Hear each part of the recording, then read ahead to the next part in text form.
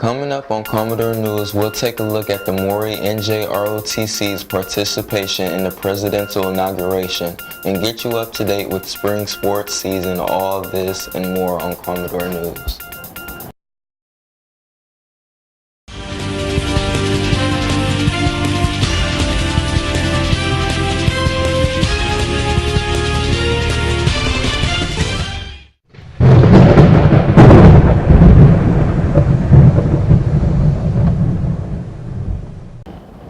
Welcome to Commodore News for Friday, March 3rd. I'm Xavier Praler. This weekend, the girls' indoor track team finished second at the state championships.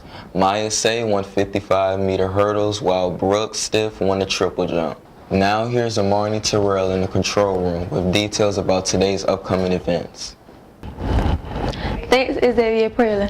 Today, March 3rd, Commodore teams will be in action.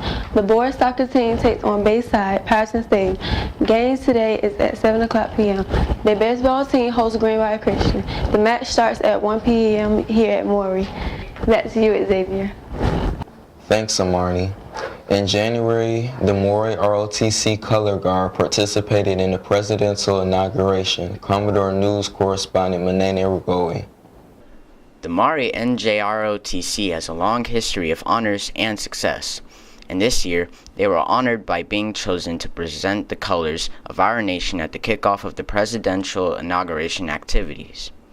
Once again, the NJROTC Color Guard displayed the detail built by hours of practice.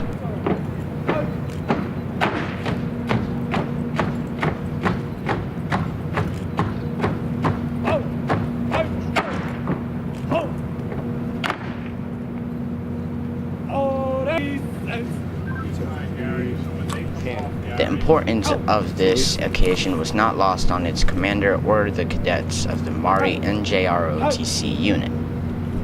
I feel pride for not only me, but my fellow cadets and my family.